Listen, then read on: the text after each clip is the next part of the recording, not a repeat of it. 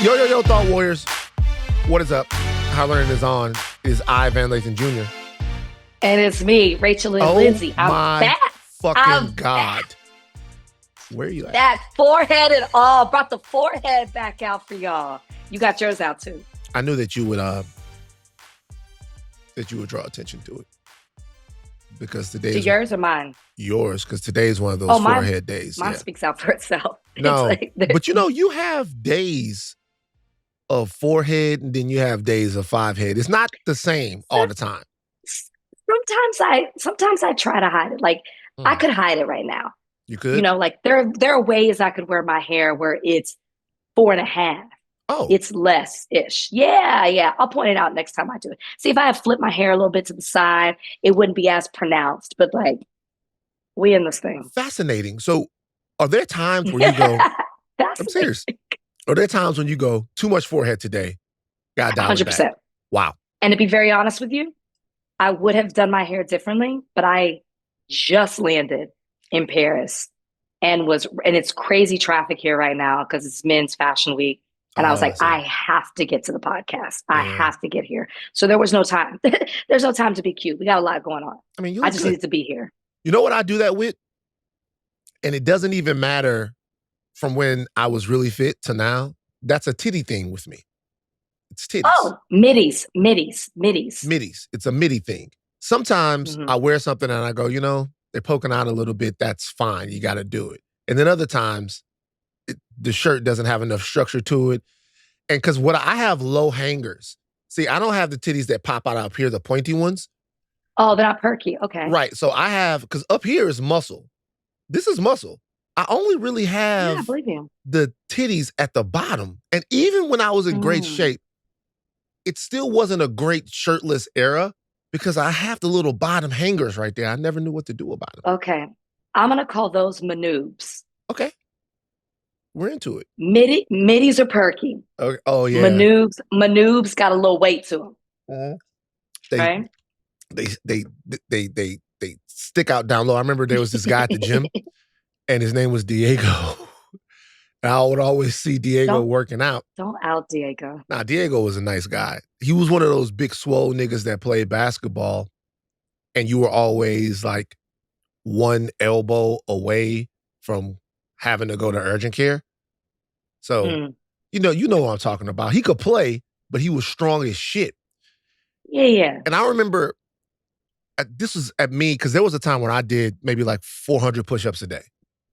I would wake up, I would do 3 sets of 50 push-ups, and then I would do 3 sets of 50 push-ups at night, and then I would find some other time in the day to like fill them in.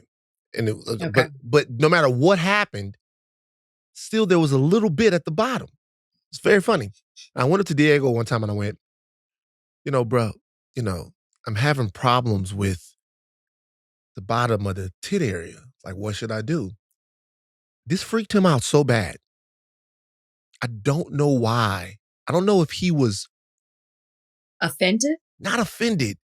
He was a workout guy, and normally workout guys get really into this, telling you how to, but he had never had another grown man ask him about his titties before.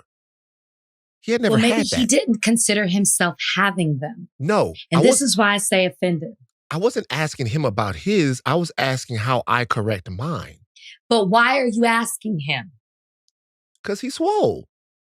But it makes it seem like, you used to have them, or you look like a guy who has them. You might know. I don't know. I could see him being a little bit like, ask somebody else.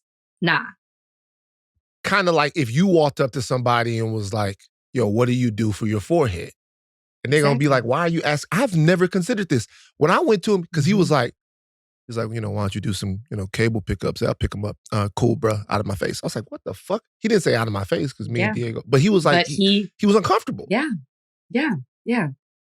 If I ask you for forehead reduction tips, I'm probably asking you because you look like you know what you're doing. You look like you've been in my situation before, and I see that you figured a way out. I never thought about this. I'm really good at this type of stuff normally, though. About like not crossing lines with people. That's what I'm here for. That like normally people think that I'm about not crossing lines with people is, Donnie, did you just hear that? You cross the line here all the time. That's different, though. Habitually. That's different, though. This is a family setting. What I'm talking about is out in the world. If you meet people, they're going to go, hey, Van is such a nice guy. He's helped me out. You are. And so, but like in here, I gotta cross lines. I have to. You guys are my family. You gotta get it out of your system. I have to go from little brother to big brother. I'm a little big brother. I'm both a big brother and a little brother to my big sister. But like out in the world, people come to me. They talk to me. They ask my advice and the whole nine. I'm very supportive with them. You're very disarming. Like, I feel like I can easily see why people want to come up and talk to you. But not Diego. Because you offended him. Okay, I gotta find Diego now, man. Diego, a nice guy. Listen, I got a lot of people messaging me, asking me about you talking about me wanting me to find a French man being out here. Well, I was in Cannes at first, then I was in the Italy countryside, and I just got to Paris today, Monday. It's Monday evening right here. It's 9:00 at night. A lot of people asked me about that. A lot of people wanted to know about Willie. What about it? They wanted to know, is everything okay? Is he still around? I never thought that Willie was like an exclusive thing to where like you guys weren't seeing other people. I didn't say it wasn't. I didn't say it was or it wasn't. I haven't said anything like that. I'm just saying it was interesting that the people thought that. The people were like, well, what happened? Is everything okay? And I was like, oh, wow. What have we been saying on the podcast? I thought it was Hot Rate Summer. Look, I found a guy that I want you to date. Yeah. Oh, we're not back here again. We're not back here. He's an acrobat that I follow. And he's French. No. I want you to find him. His name is Is he Black French? Yeah. Because we came home. I know.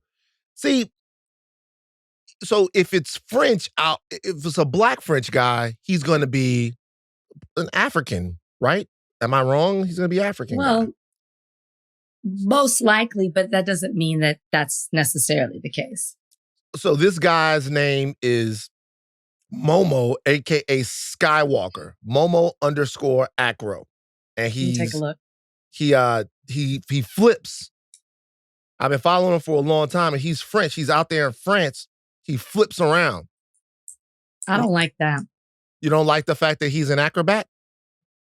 Doesn't really interest me. You wouldn't want somebody that could do flips? For what? Is he doing, like, what's that going to do for me? You just around the house, I'm just watching you flip? I'm looking at some videos here. Awesome. This is enough for me. I don't need you out here just risking your life for fun. Wait a minute. This entire time in my life, I thought, how awesome would it be able to be how awesome would it be, should I say, for me to be able to do flips for my friends and family?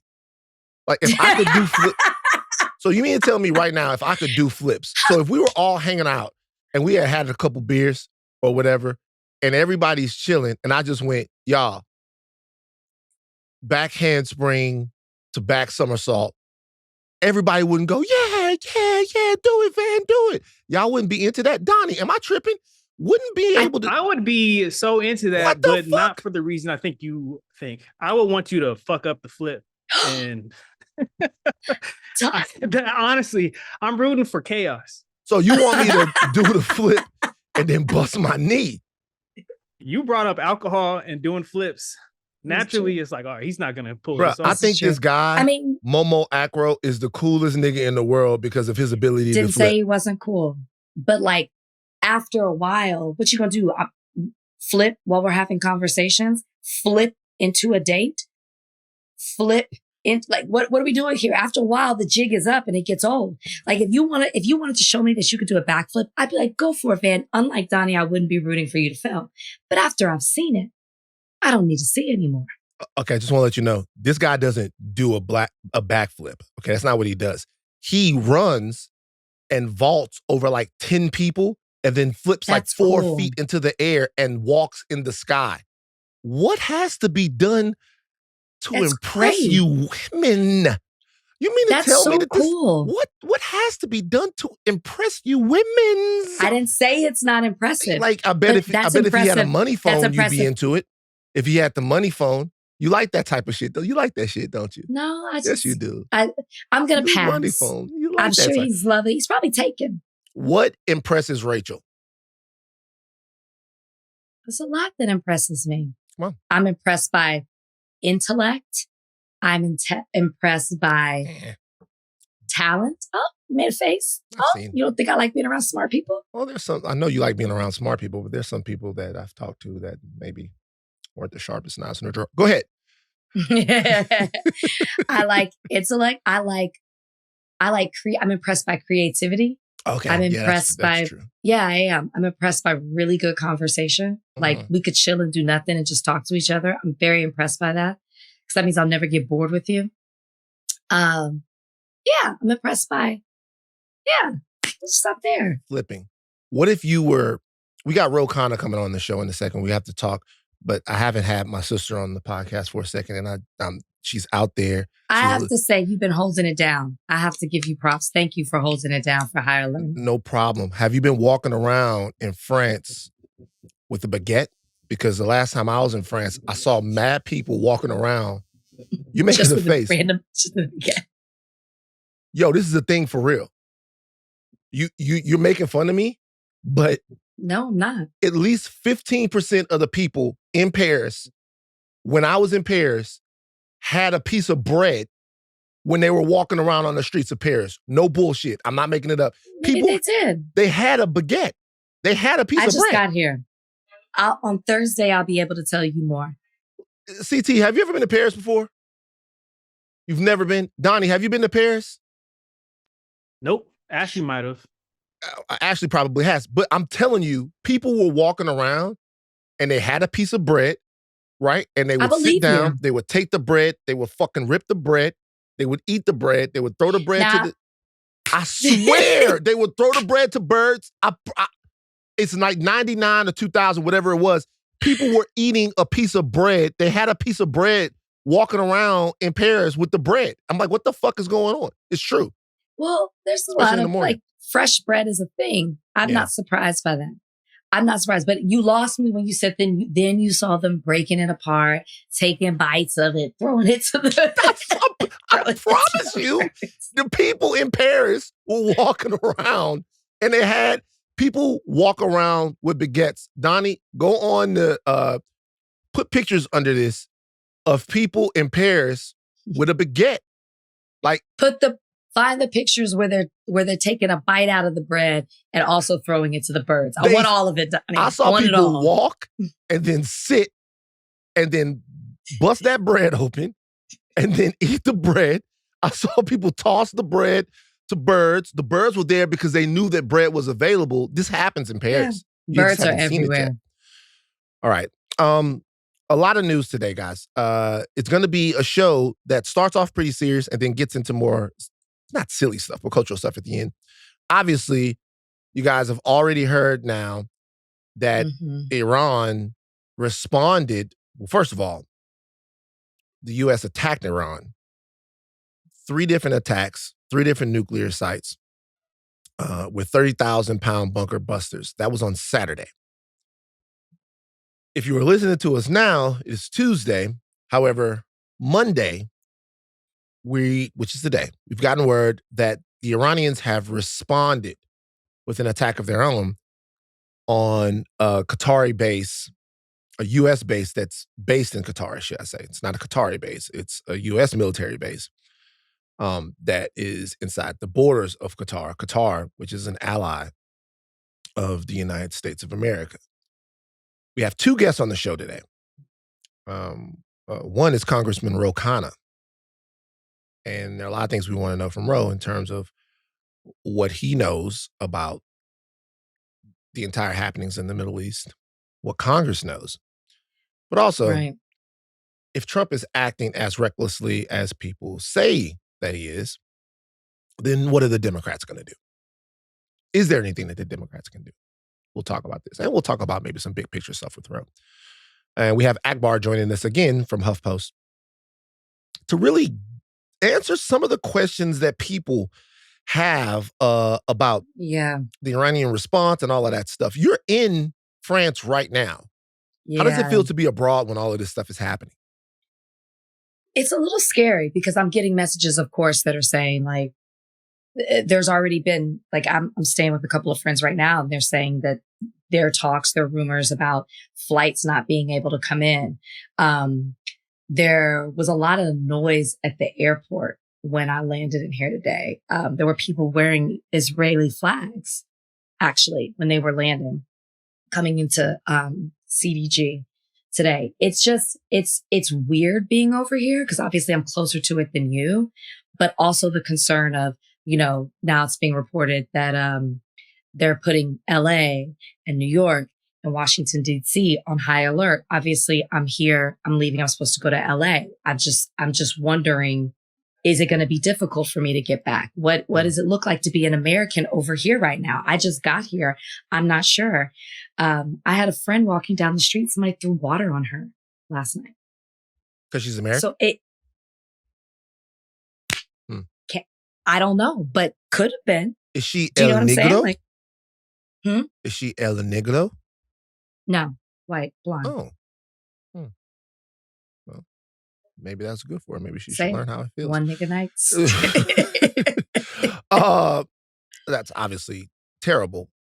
Have you checked in with the U.S. Embassy in France? No, I have not. Should I? Yeah, you should do that. Really? Yeah.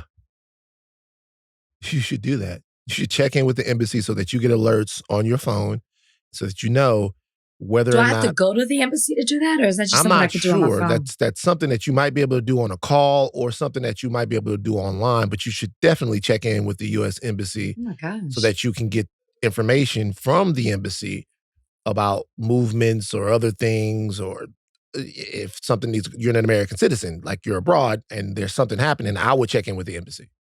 I would. Okay. Yeah. I mean, good to know. And I'll tell you, there's a lot of Americans here right now. Yeah, because of Fashion Week. Mm-hmm. Different fashions. Ro! Hello. My friend. How are you doing? It was great seeing you a couple months ago in New York, and I'm glad we're doing this. I am glad we're doing this, too. Of course, he represents California's 17th congressional district.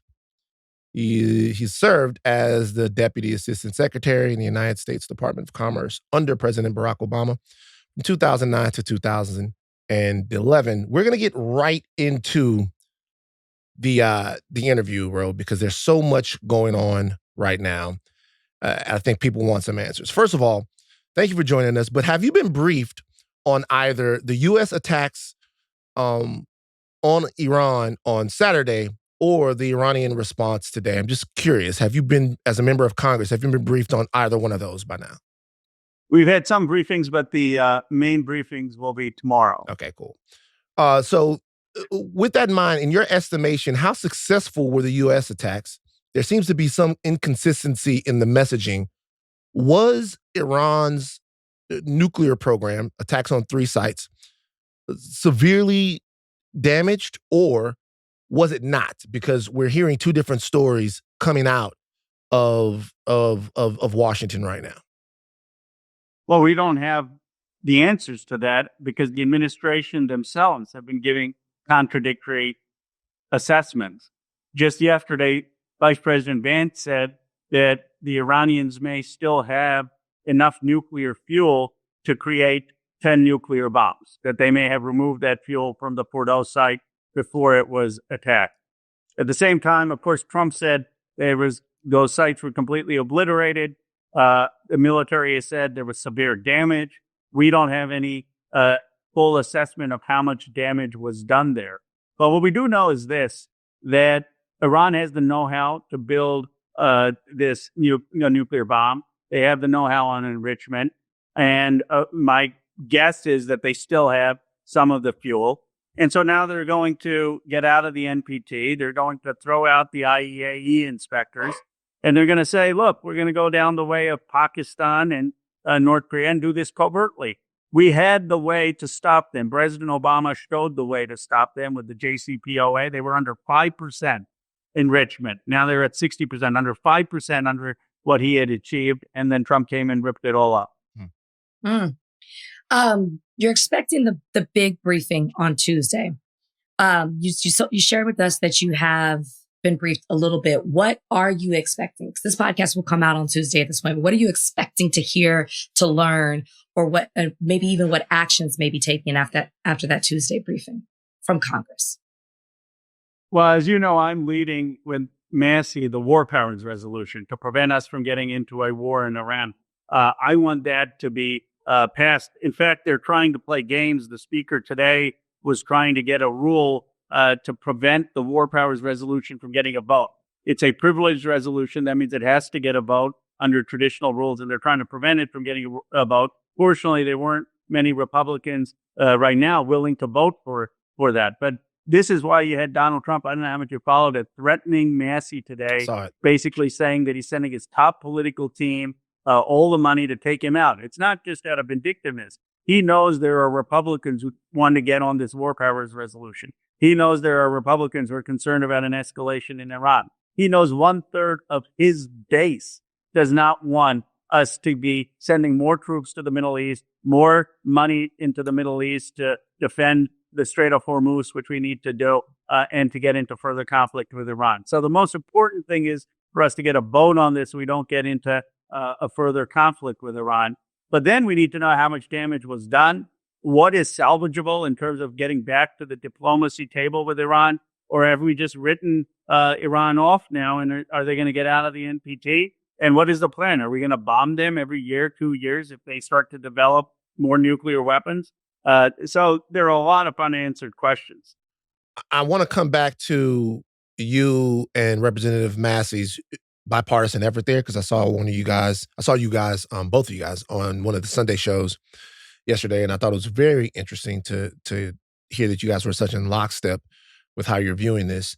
But before we get there, so there is one outlier here to me that is the wild card here, and that's the Israelis. We are talking about this as if this was a U.S.-led strike. This is actually the U.S. coming in after the Israelis already conducted their strike. So even if the U.S. wants to negotiate with Iran to end its nuclear program, are we on the same page as the Israelis, who seem to be dedicated to regime change in Iran? Before you answer this, I want to play something for you. Lindsey Graham was on one of the Sunday shows yesterday too, and he said something that was really interesting to me. Donnie, play the clip for Ro. So I talked to Bibi just a few minutes ago, and I said, what would you like me to say? He said, tell the American people Israel is profoundly grateful for all we do for Israel and very grateful to President Trump for what he ordered last night. 2 messages. He wanted me to urge the Iranian people to end this madness. Take this regime down and have a better life for yourselves and be part of the region in a new and different way. And second, he wanted me to tell the American people, Israel's not going to live this way anymore. They're not going to live under threat from Iran anymore. Last night, they were attacked. The early morning hours of today, after the attack by President Trump, Israel fired ballistic missiles into Israel, wounding Israeli citizens. 24 have been killed. This regime is not going to be tolerated by Israel, is what he told me. 2 things there. Number one, that is a sitting U.S. senator delivering messages to the American people on behalf of a foreign government. Number one, that's breathtaking to me. I mean, it is shocking. I mean, it'd be like if I said, let me tell you what the Indian prime minister thinks that America needs to be doing. I mean, give me a break. We're the superpower around here. We're the ones who get to decide. And we're not going to be lectured or told what's in the American interest by a foreign power that's 1/50th our size in terms of our economy. Secondly, well said. Secondly, you have, in my opinion, the Israelis with the clear goal of regime change. So even if we wanted to negotiate, the end of the Iran nuclear regime, it seems like regime change is the central binding force between the U.S. and Israel on this. Is anything short of that going to be tolerated by the Trump administration? That's the concern. I mean, the concern is that they want a war of regime change. Now, we know how these things happen. We've seen the story time and again. It almost makes you sick that we can't learn as a country. We go to these wars the day after we say mission accomplished. We got Saddam, we got Al-Qaeda out. And then what happens? For years, decades after, the American people are left bearing the consequences. Because we don't know if there's regime change, whether what comes after that is going to be more extreme. We don't know if it will become then a haven for terrorism. We don't know if it becomes a haven for attacks on our troops, for an attack on closing the Strait of Hormuz. We don't know if it's going to require more American treasure, more American lives than in the Middle East, when we should be spending that money on building jobs here at home and taking care of our people here at home. It's like we keep making the same mistake. We keep voting. We keep voting for a president to keep us out of these wars, and then they get talked into it by people like Lindsey Graham. You know, here's what I gave an analogy. It'd be like if you had a buddy in high school who was not nearly as strong as you were, and the buddy says, you know, I'm going to pick a fight with someone who's really been annoying me. And you said, please don't pick that fight. I don't have I want to try to talk things out with him. The buddy says, no, I want to pick a fight. You said, please, no, I'm trying to negotiate something. Don't pick a fight. The buddy goes, then he hits the guy. He says, all right, I picked the fight. I can't take him on myself. Now you got to fight for me because I need you. You know, that's exactly what's happened in this situation with Israel. They basically didn't listen to Donald Trump in wanting to negotiate. They go and punch Iran, knowing full well they can't take out their nuclear facilities, knowing full well they can't do this war on their own. And then they come begging to the United States to finish up the dirty work for them and putting us at risk. It is ridiculous. Something that you said when you talked about us being a part of the JCPOA and Iran had 5% uranium. Now that it's reported around 60%. And when Trump pulled out during his first term and now we see that it's gone from 5% to 60%. Do you think that this was always a part of something that Trump wanted to do, to be at odds with Iran or use what's happening as a reason to have an issue with Iran? Do you feel like that this was inevitable?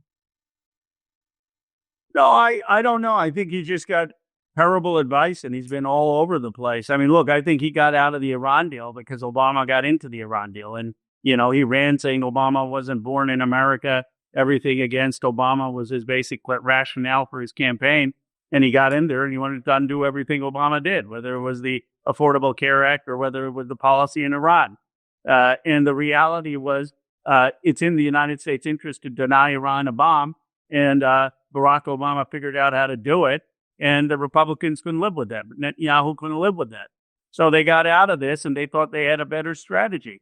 Well, that strategy that they had led to 60% enrichment. It obviously didn't work. So then Trump said, okay, now I'm getting religion. I'm going to negotiate. And people like me who watched him undermine Obama's efforts, who watched him tarnish President Obama, said, okay, Donald Trump, we will support you. I'm glad you found religion on this issue. We're going to support you to negotiate. And then what happens? Netanyahu realizes he's going to negotiate. And so he preempts that by going and attacking Iran to put Donald Trump in this position where he can basically push Trump to get into this war. Now, I still thought Trump wouldn't do it because I thought a third of his base is going to oppose it. Tucker Carlson basically said explicitly this is the end of his presidency, and maybe hyperbole, but he's losing a lot of people on this. But he was just talked into this by the Washington Beltway, by people like Lindsey Graham. You know, I can't believe the people who are on CNN and MSNBC. Like, there should be a rule. If you chair-led for the war in Iraq, people like Brett McGurk, if you undermined the JCPO of President Obama, how about you stop opining on foreign policy? Or how about every time you have an opinion on foreign policy, you're asked, why did you get it so disastrously wrong on Iraq? I mean, it's the same group of people, and the American people are sick of it. There's an argument happening online right now about when and where the president should authorize strikes without Congress. Obviously, Trump did this, and AOC was very upset, and everyone was very upset that this should have been brought to Congress. This is kind of what you and Rep. Massey are talking about with the War Powers Act. There have been some that have pointed out that Obama, Clinton, Biden, they all authorized strikes without Congress for different reasons. Now, some of those were intervening in conflict. Some of those were on behalf of the UN. Some of those were retaliatory strikes based upon U.S. forces being hit around the globe. What is the difference, if there is a difference, between what Trump did on Saturday and what those past presidents did? You know, look, I think President Obama is the greatest modern president. I worked for him and I have deep admiration for him. But I'll tell you what, his strikes in Libya were unconstitutional and they were wrong. I mean, he basically struck Gaddafi without any congressional authorization. Congress subsequently disapproved of those. And so the criticism that Congress has abdicated its role and that there have been strikes by other presidents that have been unconstitutional is correct. And instead of, in my view, just personalizing it to Trump, because these are unconstitutional strikes, I think we need to reclaim Congress's power. What Biden did, what others have done with in Yemen with strikes without congressional approval, has also been wrong, or refueling of Saudi planes or striking their ships. The president can do it if it's imminent self-defense. If there was someone who's going to launch a missile against American troops, they can't just go and say, well, it's only airstrikes, you know. And then this argument, well, it's not war. First of all, every headline in the United States said America goes to war in Iran. Secondly, if you're Iranian and you've got a country coming over you with B-2 bombers and pouring down 30,000-pound bombs, I think you think we're at war. I mean, this myth that because we don't have soldiers on the ground that we're not at war is just wrong. And I rather that, you know, we call it bullets and strikes, and we say that the president needs to be checked. The presidential power needs to be checked by Congress, and we need to call out all actions that were unconstitutional. So what will it take to do that? Because as Van is pointing out, we're seeing everyone saying, well, this president did it. Well, and this president did it, so why can't, you know, I do it? So how likely is it that President Trump is going to do something like this again? And if Congress does try to take the power back, what does that look like? How can he be stopped? You know what the dirty secret is, I think, is that Congress doesn't want to vote on these things. There's so many people that lost their career when they voted for the war in Iraq that they're perfectly fine punting this. Look at some of the statements from some of the Democratic leaders on this. Well, we need to look at this carefully. We need to look at whether the strikes were constitutional. How about just having an opinion? You know, the strikes were bad, the strikes were good. At least Lindsey Graham has an opinion. Most people, he's a wrong opinion, but most people who are in Congress, they don't want to be tackling these issues. Because when you do something like Massey or me, when you come out there and you say, I was opposed to this, you get a lot of people who are upset at you. But you know what? That's why you go to Congress, to vote on these things, to take a stand. And so what I think it's going to take is the American people, both on the Republican and Democratic side, demanding Congress have votes on war and peace, demanding that their members of Congress actually take a stand against getting us in these overseas wars, and be willing to throw members of Congress out either through primary challenges or through elections if they're not willing to stand up for that. But I do think the American people keep throwing people out there. The anti-war candidate usually wins, but then they're frustrated that we've got this kind of foreign policy group in Washington that talks people into these wars.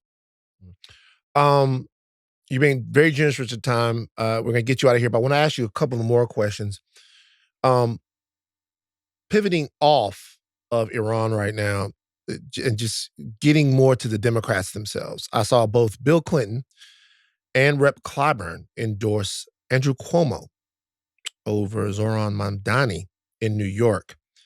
And it was very disappointing to me. It seems like the old guard of the party still doesn't get it. And they're trying to Bernie Mamdani, who's been able to build a grassroots movement in New York against two guys, really, if you're talking about Adams and Cuomo, who have all kinds of stinky garbage baggage. Yet Clinton and Clyburn both seemed to reinforce the old guard, the good old boys of the Democrats. And I'm wondering, is there ever going to be anything that makes the Democratic Party take a step back and look at what people are responding to in some of these politicians or political figures that offer a different message from the one that we've been getting for the last 30 or 35 years? I was very, very disappointed to see that a fresh young face is kind of having his legs cut out from under him by the same party establishment that silenced Bernie, or don't make it about Bernie, make it about anything that comes from the progressive left. They seem to be against it. What are your thoughts on that? When I first ran for Congress in 2003, I ran the nation's first anti-Iraq war primary against a incumbent, Tom Lantos, who had voted for the war in Iraq. And I had Bill Clinton endorse against me doing robocalls. Nancy Pelosi endorsed against me. Both of the senators endorsed against me. Every member of Congress endorsed against me. When I walk into a Democratic Party, they'd walk away saying, how dare this young guy take on an incumbent on the Iraq war? I lost that campaign 71 to 19%. But I saw the establishment mobilize. Then when I ran against the incumbent the second time, I had all the same people endorse against me. This time they knew me a little better because I was in the Obama administration. But so that's just how the game works, Rob. You know that. We all have to endorse against you. The president, the vice president, the senators. And that's unhealthy. It's unhealthy. I vowed to myself if I ever got to Congress, I would not just default to endorsing the people who I knew or were friends or relationships that I had. But here's the good news. I got 19%, but since then, a lot of people like AOC and Jamal Bowman initially and other challengers have won across this country. Bernie Sanders almost became the nominee. I had no doubt in my mind that Bernie Sanders could run in 2028. He'd win the nomination and the presidency. So Mamdani may still win despite everything. So every year we're making progress. Every year we're getting new voices there. And the reason I say this is what they want is for us to quit. What they want, it's sort of Nelson Mandela's quote. It always seems impossible until it's done. They know we're close, and they're hoping we quit. Now, what we got to do is, if we win, great. If we don't, we keep going, because ultimately the people are on our side. And I do believe whether it's going to happen now, whether it's happening in 28, 30, 32, 36, I don't know. I can't predict the future, but I do know it's going to happen. And I, as long as we don't quit it, we keep going.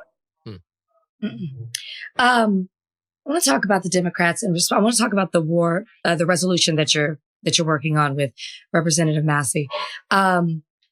How are you going to? I know it's something that you talked about on Tuesday, or when you have your briefing on Tuesday, and that you want to push forward and gather everyone around that to move that forward. How do you get the Democrats on the same page when it comes to that? Because I know that the Democrats are at odds. The LA Times had an article about this over the response to Trump's decision and what he did with the 3 strikes, that bombing that he did in Iran. When you have senators like John Fetterman coming out and praising what Donald Trump did, how do you bring Democrats together and also try to bring in Republicans to move your resolution forward? My concern is not on John Fetterman. John Fetterman obviously has made his views clear, which I disagree with, on his support for the bombing in Gaza and unconditional support on Netanyahu. My concern is that he should be the outlier, that our leadership should clearly be saying that we want to be the party against war. We want to be the party for peace abroad. That the vast majority of Democrats, this should be a 90-10 issue or an 80-20 issue, so that the identity of the Democratic Party is against the war. I mean, we're spending all this money on, how do you win young men $20 million for some random studies that I'm sure are going to be totally meaningless. I was just on Theo Von. He was talking about a lot of young men who voted for Donald Trump. One of the things they didn't want is war. How about we just become the party that's not going to be for these wars? We'll probably win back some of these young men and don't need these fancy studies. And yet, in the one issue that has divided the MAGA base since the election, It's the one issue you got Steve Bannon railing against, you got Tucker Carlson railing against, you got Marjorie Taylor Greene railing against it. The Democrats can't get our act together to say, yeah, let's be the party that's opposed to wars and we can get a third of the MAGA base. It's not just substantively wrong, it's political malpractice. It's why I've come closest now to saying we just need a new generation of people in there. I mean, this is not a party that's seen as strong.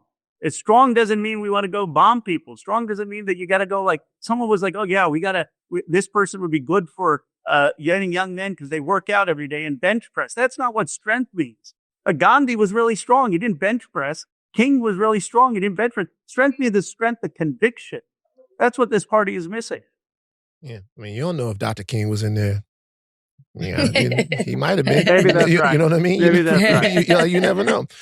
I would love to have you on again to talk about the Theo Vons and Joe Rogans of the world and all of that stuff. And just, it's very fascinating to me. You know, Rogan and Theo Von, they're getting all this new information and they can't believe it. They can't believe that this is happening. And they can't believe that that is happening. And they can't believe that we've gone down this road. And Joe Rogan can't believe that Donald Trump is going to Home Depots and taking people away from their jobs when Donald Trump said that he was going to deport 10 million people.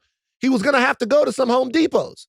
He was going to have to go to some people's houses. That was going to have to happen. There aren't 10 million undocumented criminals in America. I didn't realize. It's baffling to me. But I have one question for you. It's kind of a big picture question.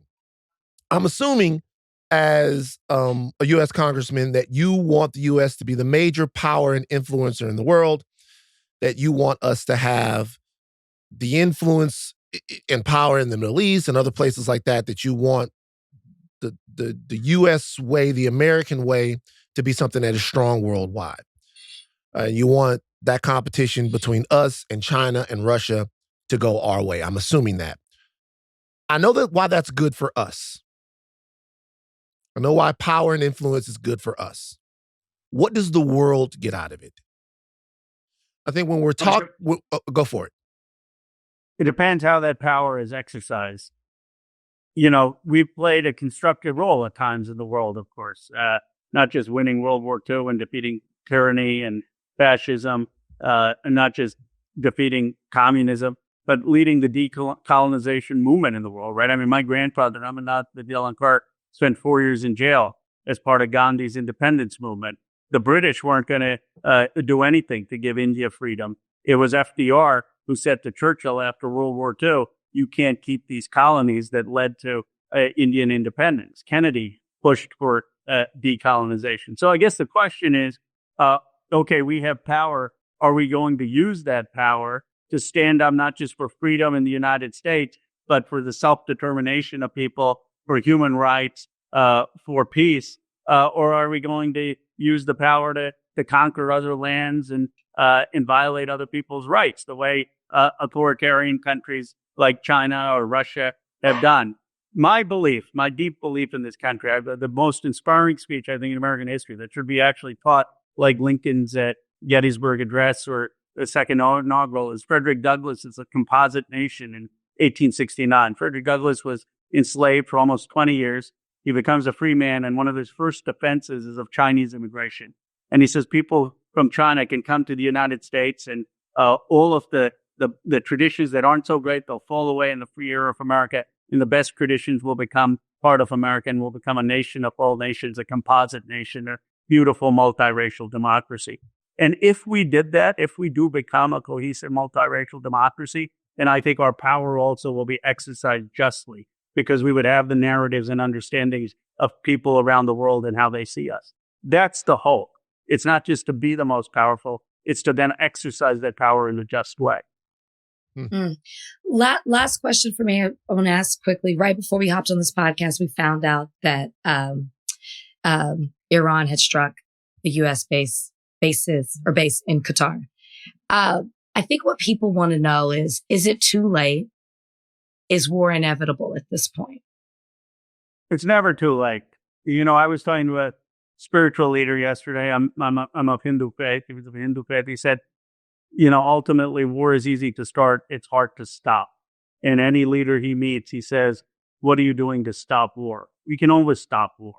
And right now, there is a choice. Are we going to continue to escalate, or are we going to stop? Are we going to try to de-escalate the situation? Obviously, we have to protect our troops, but there are choices we can make to continue to escalate this or de-escalate this. I believe with all my heart that the more members of Congress who speak out for a war powers resolution to say, stop this war, the better chances we have not making a blunder and getting into another war in Iran. Something that, our kids are going to have to deal with. It's something that generations are going to have to deal with. That's Congressman Khanna. You're hearing from him right now on the Higher Learning podcast. You'll probably be hearing a lot more from him in the lead up to 2028. He won't say that. I'll say it. You're everywhere right now. Don't take any money from Elon Musk. I'm going to tell you that. I am not. Okay. They got me misquoted on that. Not misquoted. I probably could have spoke more precisely. All I said about Musk, I've never taken $1 from the guy, right. Nor would I take $1 from the guy, Nor do I want him to be spending any money on behalf of Democrats. I just said if he could stop skewing X so that all of the anger is directed at people like our Vice President Harris, which hurt our campaign, and if you could start to unrig that so that some of the anger can be directed at Trump and the Republicans, maybe it'd be helpful. But that's all I said. All right, let me just add on to that real quick. I'm going to speak as a black guy. Real quick. We're all people of color on here. Do you know sometimes what we want? Yeah. Sometimes what we want is, I have no problem with people changing. No problem with people changing their stance, right? No problem with that at all. And I think that what I liked about seeing you and Rep. Massey on, it was at Face the Nation or Meet the Press, wherever you guys were, is when I saw that, I saw, here are two people from opposing sides of the aisle who realize that there's a through line between the way that they look at the world, and they're working on behalf of Americans and not behalf of themselves and not behalf of the party. They're saying this is the best thing for America, so let's put this first. I love seeing that. I love seeing that type of deal. But when you're looking at people having these come to Jesus moments in politics, or people having these come to Jesus moments in political thought, I want to see the fire. I want to see the rehabilitation point. If Elon Musk or anybody else that was basically Nazi adjacent would decide right now that they want to become a force on the other side, I would want to know that I didn't have to worry about arming somebody with such a cultural weapon that could then turn around and use that weapon against me in 4 or 6 months. See, when a brother does something wrong or a sister does something wrong, our rehabilitation has to be shown in front of the world. We got to do all of it in front of everyone and let everybody know that we are not dangerous and we don't mean nobody no harm. You know what I mean? But Joe Rogan or some of these other guys get to go, hey, got that wrong, guys. I'm on your side now. And everybody goes, oh my God, how great they're with us now. And I just don't buy it. I think it's a really fair point. Yeah. I do think there has to be some, not just introspection, but public remorse, public accountability before giving a second chance. And I think, look, obviously Black history much more than I do, but I think one point that you probably can make is there's no community in this country more forgiving for second chances than the Black community, given the experience. Yeah. But it's also probably one which has its eyes open more than the rest of us, because they've seen people claim to be redeemed and then disappointed them. And so I think there's both a hard-edged pragmatism about, is this person really changed, and a true willingness to forgive and move on, but they have to see it. And I think that that's an excellent point, and one probably I can take to heart in how talking about Elon, that yeah, fine. If we wanted to unrig Twitter or do things, first we've got to see some public accountability before saying, okay, let's see how we oppose Trump. Yeah. Hey, Ro, pleased and delighted to have you on. We will check back in with you. You are welcome to come on Higher Learning at any point. Thank you for joining us on Higher Learning today, Ro. Thank you. Appreciate it. Right, really enjoyed no it. Problem. Thank you. Bye-bye. Okay. You guys just heard from Congressman Khanna, but we have to check back in with our guy in the region. Akbar Shahid Ahmed, who is, of course, senior political analyst for HuffPost, reporter. He's been keeping us really informed on the happenings in the region. Thank you for joining us on Higher Learning. My mind is flooded with questions to ask you right now, because I was going to ask you when we first booked you about what you thought the Iranian response would be to the bombing that took place on Saturday. Now we have an answer to that question. They have seemingly hit, and I say seemingly because there is a lot of conversation, a disagreement over the intentions of this strike, but they have struck a U.S. base in Qatar, and people are talking about what this means. Does this mean all-out war, or does this mean that the Iranians are actually backing down? Because there are reports that they tipped the Qataris off to this strike, and it's more symbolic than it is anything else. Whew, that's a lot of words. I'm asking you, what does the Iranian response mean? Sure. So thanks for having me back, Van Rachel. I've been to this base. This is a giant base. It's actually the biggest American military base in the Middle East. It's home to thousands of troops, including many Qatari troops, right? So I've spoken with Qatari officials. What we know about the attack is that Iran gave enough of a warning ahead of time that the base could be evacuated. That means that was a significant warning, right? We're not talking about a tiny base that you can evacuate in 30 minutes. That means that was a few hours before. And the fact that the Iranians have chosen to retaliate in Qatar rather than retaliate in some of the more unstable contexts where they could have done so. US bases in Iraq, in Syria, these kind of more fragile countries. I think that really underscores that Iran is seeking to de-escalate and send a message of, you attacked us as the US on Saturday. We've attacked you back because we had to for our own face-saving our own regime. But let's call it a day, right? And the fact that there have not been any casualties, this is a really good example of mirroring in international relations, where people will say, we're not trying to go further than what you did, but you struck a sensitive facility. The US hit 3 Iranian nuclear facilities. We're hitting a very sensitive facility for you, but there's no bloodshed. So that's where we are today. What you're saying sounds very logical, but I feel like when we're dealing with President Trump, that is thrown out the window. So when you talk, so I understand the way you're describing it, totally understand it, and it makes sense. And you talk about the symbolism of it. But from your expertise, is that how you think it will be perceived from the American government? Because so far what we're seeing is not the way that Van laid out the question and the way that you answered it. It's they attacked a U.S. base and the largest one out there. Do you think that Trump, in the way that he seems to respond to things, right? Because the question I was going to ask you when he struck the nuclear sites, was there a perceived threat versus an actual one?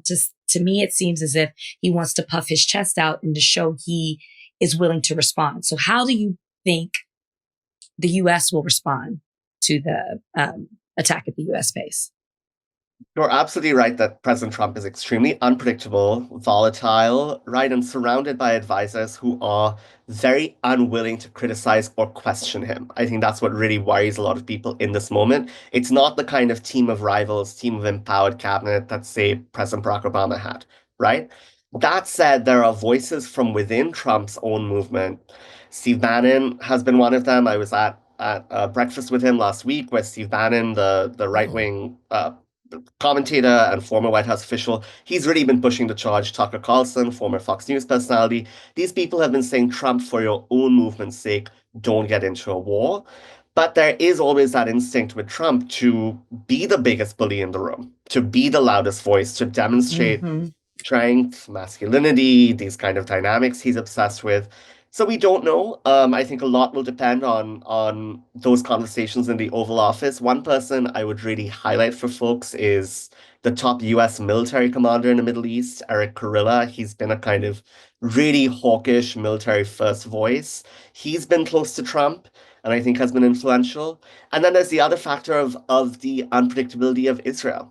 in this moment. So Israeli Prime Minister Benjamin Netanyahu, who for many years has sought to bring the US into a war with Iran, launched this war earlier this month without providing evidence that he needed to do so right now. This gets to your question about imminent threat or not. Netanyahu started his war against Iran he'd been promising, and even got his win of getting the US into that war. Is this enough for Netanyahu to back down? Can he wind down, or will he escalate now? That's another kind of unknown wild card right now. So we seem to have seen the Iranian response from a military perspective. Still, there's the economic response. We talked a little bit about the Strait of Hormuz the last time you were here, about what closing that would mean for the world economy, particularly for oil prices. It seems like President Trump is very, very nervous that that will happen because he has been freaking out on Truth Social about oil prices, about drill baby drill, and reportedly behind the scenes begging the Chinese to compel the Iranians not to close the Strait of Hormuz. It was also reported that the Iranian parliament voted to do just that. Where do we stand on that right now? Will we wake up next week or the week after to $10 gas?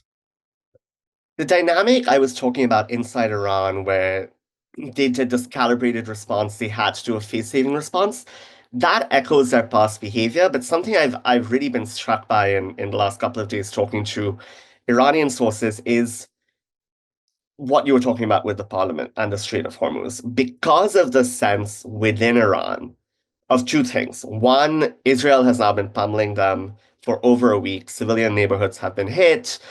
There's just mass chaos and uncertainty, right? At one point, President Trump told the entire city of Tehran, 10 million people, to evacuate. So there's just such anxiety in the country. And there's a sense that they had calibrated responses to the US in the past, and maybe that left them vulnerable to this kind of escalation now. So those two dynamics are where I think that Strait of Hormuz question becomes really salient, because if there's a strong enough groundswell among Iranian officials, but also the Iranian public, and what I was struck by is these are not necessarily people who love the regime, people who are a little more moderate, a little more pro-diplomacy, but feel they have to strengthen their hand. Do they feel the only leverage they have right now is choking off that strait, pushing up gas prices, creating havoc in the world economy, because their military capabilities are not going to last forever. Iran has been striking back at Israeli targets as well, in addition to the strike on the US. But they know that there's massive, sophisticated interceptors.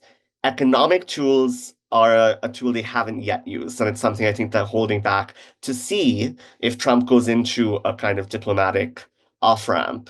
Is that their leverage? One follow-up there. If they were to do that, it would ostensibly affect them economically and then the Chinese as well, right? Because they're not exporting their oil. They're not making any money off of it. And the Chinese depend on them for oil. So the Chinese are also going to suffer from that. Is that even a viable option for them? How would the Chinese get their oil? Do the Iranians, are they willing to immiserate themselves and their people in order to prove a point to the United States? From their perspective, they wouldn't see it as immiserating, right? They would see it as the only way to ensure survival. Iranians feel really aware of the recent track record in the Middle East, where you've had the US invade Iraq, lead to chaos, rise of ISIS. You've had an intervention in Libya. You've had a really brutal civil war in Syria.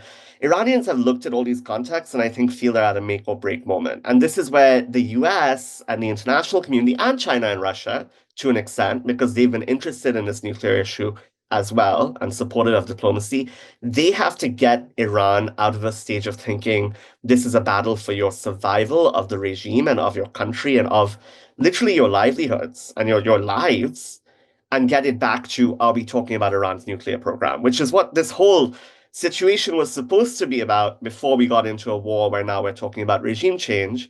So yes, I think from the Iranian perspective, while China, Korea, Japan, and not just them, gas exports also go through the Strait of Hormuz, and everyone needs that gas. Europe needs that gas. So what does that do to their international relationships? But they could take the pain. So the prime minister went to go speak with Putin. What can you tell us about that? Is he looking for help in any kind of way? And what type of help may he be looking for when it comes to, assisting Iran? I don't think it'll be military help. Russia is, of course, very embroiled in Ukraine, really sees that as their focus. And they've been using Iranian military equipment in Ukraine. But I think they know that President Putin is someone President Trump consistently respects, right? So when we think about unpredictability with Trump, his love for Putin is one of the most predictable things about him. It's been there always. So if you're the Iranians, you're trying any channel to get through to Trump. And this gets to a dynamic for them of how do we talk to the US without the whole situation being shaped by Israel, right? They really want to have a nuclear negotiation and a kind of diffusing of tensions. They know that's not going to happen with Netanyahu, who's long sought regime change in Iran. How do they create a channel with the US? And that was really disrupted by Israel launching this war earlier this month. Why in the fuck would the Russians need Iranian military equipment? It's very good. Russia, Iranian drones, it's brutal. The drones. Oh, yeah. The drones I did hear about. But they're not like using Iranian tanks and no. Yeah, okay. No. Yeah, the drones I had heard about. I'm like, wow, are the Russians down bad? I mean, not to you got scared. The Iranians, no, I'm not. I'm saying that's very interesting. I know that the Iranians have like really sophisticated, awesome drone technology because that's, with the region that they're in, that's one of the primary ways that they're able to strike. Wow. Okay. So I want to ask you, I want to wade into the waters of conspiracy theory. I did read a report that the Americans actually tipped the Iranians off to the fact that this attack on Saturday was coming. They said, hey, we're going to hit 3 of these sites, let the Iranians know, then to move their nuclear capability out of those sites, which a lot of reports are coming out that they did do that, in order for all of this saber rattling to actually be more propaganda than military action. Do you see any reason that that's actually the case? Is there any truth to that whatsoever?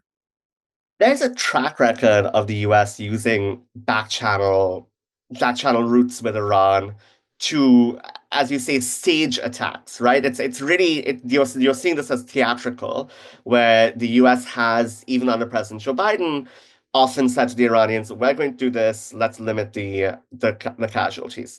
And yes, I think it's indisputable at this point that the Iranians did move out their stockpile of enriched uranium, which means the nuclear question is very much still open, not resolved by this conflict. And we know that this administration, the Trump administration, did not come in talking about being an administration going to war. So I think there's been a lot of parallels to 2003, the Bush administration, and the cheerleaders for war, certainly lots of echoes. But I do think if the Trump administration goes into war, it'll be a stumbling out of a poor planning, a lack of strategy, a lack of calculation. And that's why the point about this theatrics, while yes, it's not killing people right now, it's hugely expensive, hugely disruptive, and finally, it's just so dangerous. I mean, the risk that one errant strike kills people, hits a civilian airliner, hits a ship, and then you're off to the races and you can't stop because there's so much bloodshed. And we've seen that happen previously. I mean, a US warship hit an Iranian civilian airliner in the 80s. Yeah. Huge crisis, so that's the risk. But what's the benefit of doing all of that? What's the benefit of the theatrics? Like who wins in that? Everyone looks tough. Everybody looks like they've got so the biggest much about dick. this kind of really expensive signaling. I mean, these are hundreds of millions of dollars that you are spending. The US is spending, but also Iran, an economy under sanctions where there's been a dramatic fall in living standards. So both countries are not serving their people from that point of view. It's almost like full wag the dog territory here, if in fact any of this is really true. Now, I want to ask a couple of bigger questions. If there was regime change, which it doesn't seem like the Israelis are taking their foot off the gas when it comes to regime change. We played a clip from Lindsey Graham where he was talking yesterday, where he was speaking on behalf of Benjamin Netanyahu, breathtaking.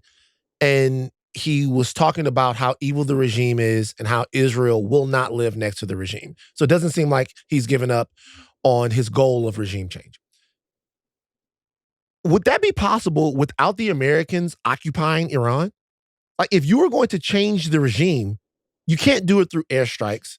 Israel doesn't have the military to go in and put boots on the ground and secure the country. We would have to send American troops into Iran to facilitate that regime change. And then we don't even know what regime we would be changing to. Am I wrong about that? I mean, Israel has not secured regime change in Gaza, which is the size of New Jersey, over almost 2 years, right? And that, I think, tells you a lot about just going into a deeply rooted community and assuming that you will be treated as liberators. The folly of that has been proven time and again. I think the narrative of regime change that someone like Lindsey Graham or Netanyahu is pushing is designed from a PR standpoint to be a little more rosy than that. So they don't want to say, this is going to be post-Saddam, Iraq, tens of thousands of US troops. They say, well, actually, we're empowering the Iranian people. Certainly millions of Iranians, whether they are people who hate the regime, people who are women and they're oppressed because of that, people who are oppressed for just having dissenting political views, many Iranians dislike the regime. But this sense that Lindsey Graham and Netanyahu are going to be the vehicle for them to take up arms and pull it down, I think is really, really risky. It's a huge gamble. And then to your point about what comes next, this is a regime that has been in power for now 50 years almost. Yeah. They're deeply entrenched. Their military is very strong. Their religious conviction is very strong. Iran and Israel, really interesting parallels in those ways, the ways religion connect to kind of the national modern state identity. They're not going out without a fight, and they're certainly not letting go of their strategic assets, uranium. They're not letting go of their religious shrines. So I think what you really are risking then is a civil war. But important to remember, Iran, 90 million people, just about half of them are ethnically Persian. There are a lot of ethnic minorities in Iran, some of whom Israel and pro-regime change voices have been encouraging to take up arms, the Kurds, the Baloch. But again, what does that do in a country other than rip it to shreds and create real uncertainty with knock-on effects that could be hugely dangerous? Because that uranium, again, is not going away, that radion military, and the sense, I'd also link it to the regional picture. So the supporters of Iran's regime across the region, in Yemen, in Lebanon, in Iraq, in Syria, they're not gone either. And that kind of sense of we'll have to exact vengeance against Israel and the US for doing this to our patron, not just a financial patron, but a symbolic patron. The narrative of this axis has been, we are the last bulwark against Western domination of our region. So if suddenly the center of that goes away, that creates a really deep-seated anger and resentment. So I mentioned this earlier, but how much of this is a perceived threat versus an actual one? So because Donald Trump abandoned the 2015 nuclear deal, Iran did absolutely go and enrich its uranium well beyond what it had said it previously would do, and it has come closer to the ability to build a bomb.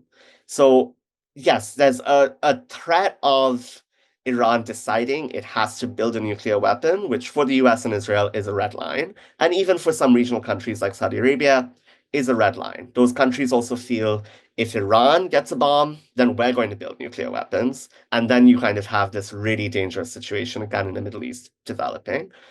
Important to remember in this that Israel has nuclear weapons ban, and I talked about that last time. Yeah. Very rarely gets mentioned somehow. But a secret nuclear weapons program, by the way. Not yes, I mean, secret from the standpoint that if you ask them if you ask an Israeli official how many nuclear weapons they have, they go, what? Huh? Well, yeah, I don't know. You know what? Right. And is not a signatory, importantly, to the Nuclear Non-Proliferation Treaty, right? Which means that they don't see it as their responsibility to not prevent the spread of nuclear weapons. Iran has signed that treaty and remained in it. So yeah, is there a threat to Israel? Sure. Yes, Iran did help arm Hamas prior to the October 7th attack, which was devastating. Iran did help arm Hezbollah on Israel's border. But did this crisis have to happen right now? Did hundreds of people have to be killed in Iran, dozens of people in Israel, and us be here in this really volatile place? I think it's really no, absolutely not. So just my mind. Okay. I got so many questions. Number one, Iran is a Shia nation, is it not?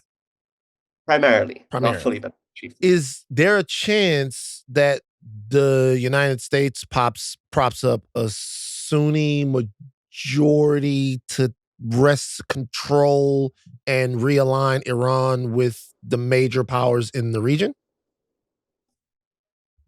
There are Sunni groups in Iran with whom Israel and other critics of the regime have talked about developing relationships. So Kurds, Baloch, some Arabs.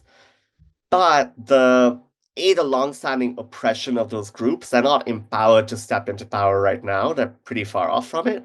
And B, I don't think the US government under Donald Trump has the capacity to develop a whole new regime for a country of 90 million people. Right. Israel, too, again, has struggled to do that with Gaza, 2 million people. It seems like a really big ask. There are people who would love to do that, but can they get there?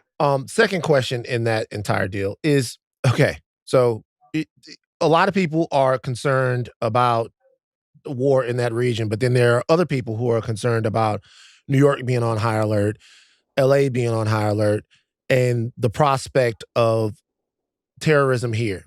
I've already heard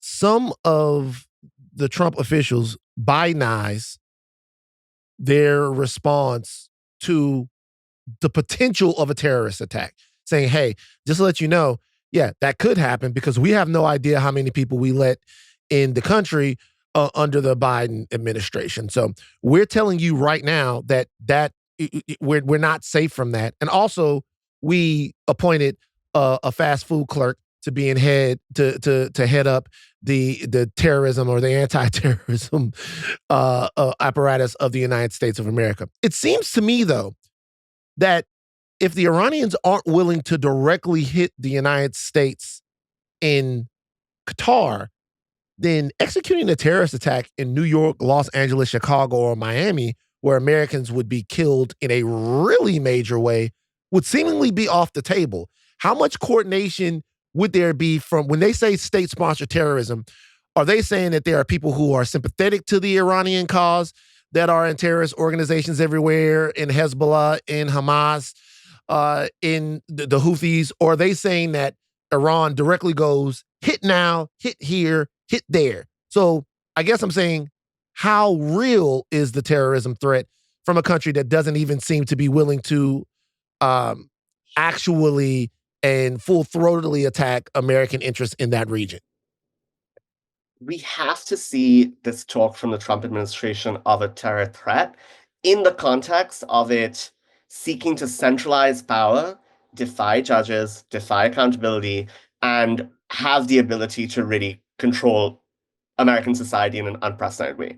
We have to see it through that context and through the context of villainizing foreigners, because this alert they've sent out has specifically said thousands of Iranian nationals are just roaming around the country, which is just that they haven't provided any evidence of that, A. And B, what we know from when there have been terror attacks, often it's US-born people, or it's right-wing terror from US-born people. So let's just be quite clear about what a terror threat is.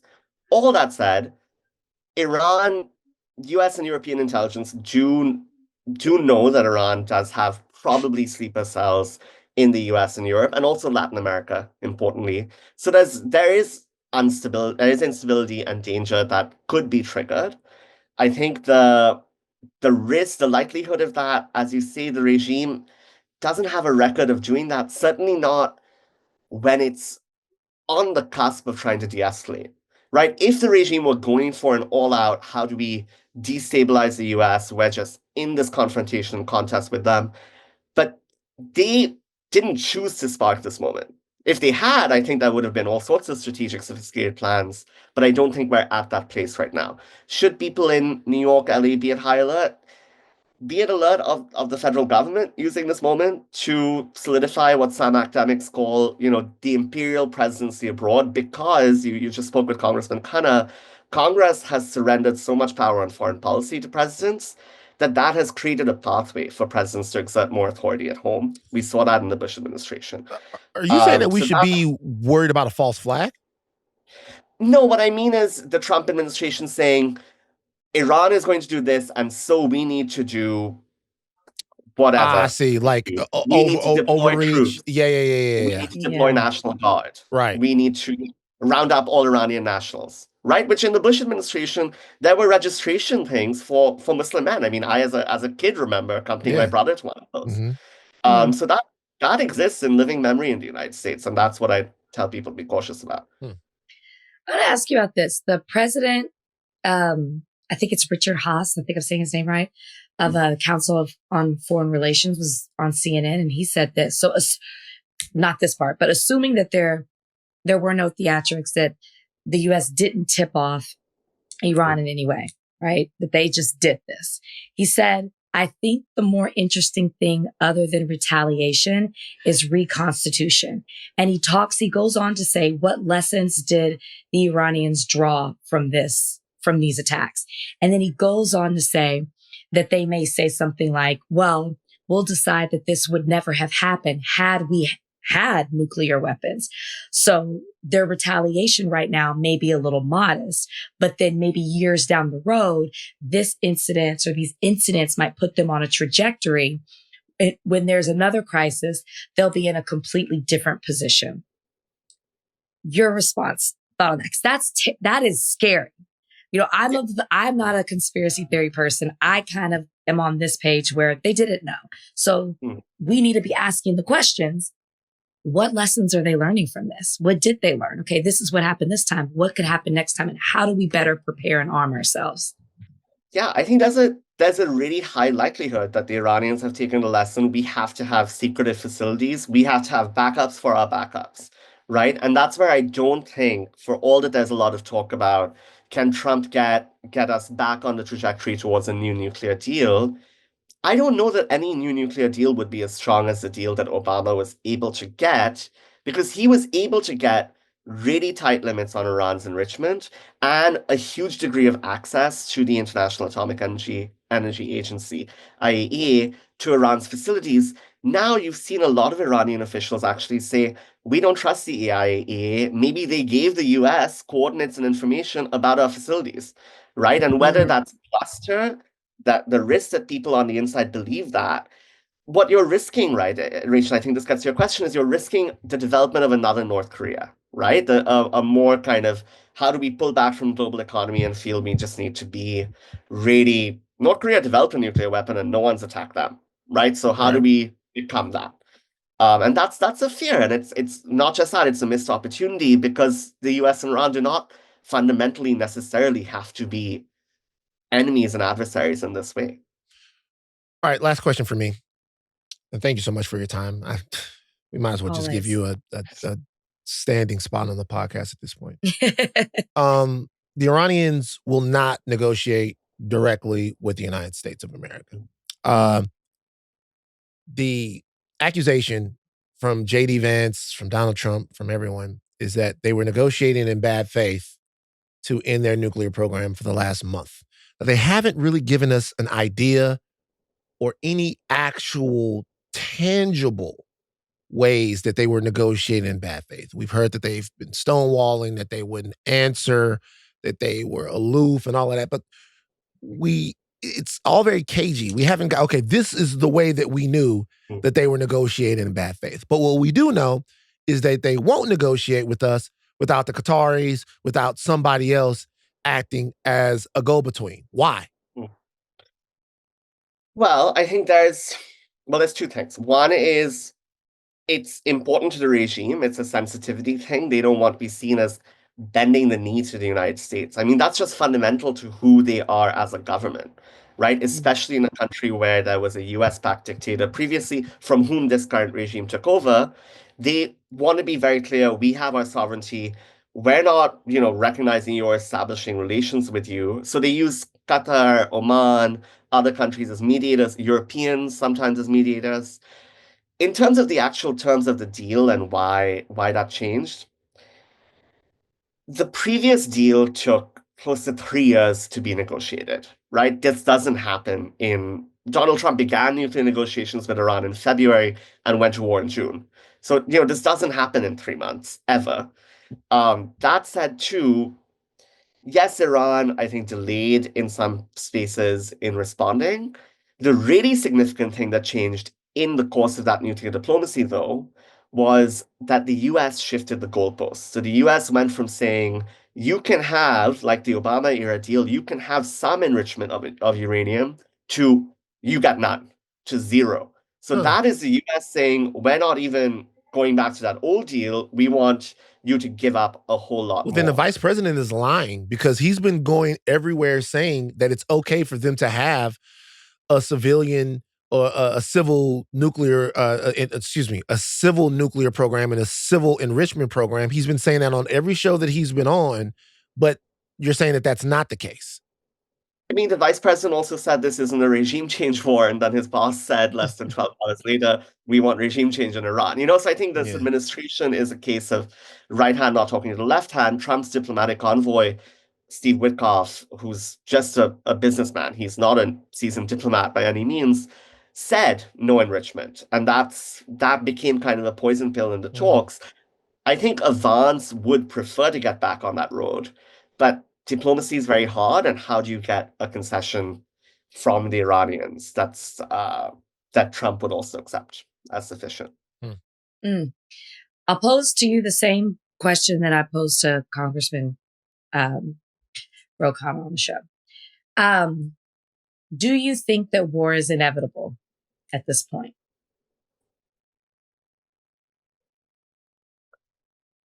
I wrote an article 2 years ago when Trump was running for president saying Trump is promising peace, war seems more likely with Iran. And I really was unhappy that prediction came true.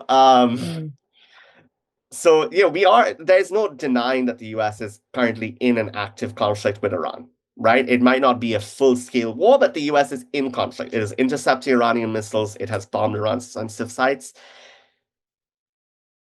The willingness is not there in Washington and Tehran to have a war, and that's the thing that gives me hope to avoid that. How do you translate that willingness into really concrete steps? And how do you kind of prevent Tel Aviv from being the spoiler? That's the real limiting factor. But I think that there's reason to hope that we don't get to a full-on war because of that. Akbar, we'll be reaching out probably this weekend, man. I'm going to be honest with you. No, it's always so fun. Thank you, guys. Get you back. Thank you for joining us on Higher Learning. As the world turns, literally, we'll continue to keep in contact with you, but we appreciate you, my brother. Thank you so much. Thank you. Okay. Okay, now to sports. Peace. All right. Lighten it up. Let's take a little break, and then we're going to come back on the other side of this and get to some basketball. Yeah. Rachel. What? What are you talking about? What? We got to How are you going to set this up? Okay, first of all, I wanted to say congratulations to the Oklahoma City Thunder, who won the NBA championship, okay? They won it, Game 7. Thoughts? I couldn't watch it out here. It comes on at 3 a.m. Yeah. So I woke up. So can I just tell you, I woke up to Oklahoma City winning. I looked at the score and I was like, geez, I honestly thought that the momentum, even though it was a home game for OKC, I thought the momentum was with the Pacers. And then I read Halliburton went out with an Achilles injury in the first quarter. So I automatically think, and I saw Bill talk about this a little bit. Yeah. Bill Simmons? Would you want to, Bill Simmons, yes. Yeah. Would you want to, I mean, a win is a win. You won the championship. Of course you would want to win. But the next day, everybody is talking about what if. Yeah. That sucks. Yeah. It's happened before. It's happened before, of course. I'm going to do a list from Monday. It's going to take me a while to compile this list. I'm going to go back, I think, 10, maybe 15 years. But at least 10 years. I'm going to spend my weekend doing this. And I'm going to rank the rings in order.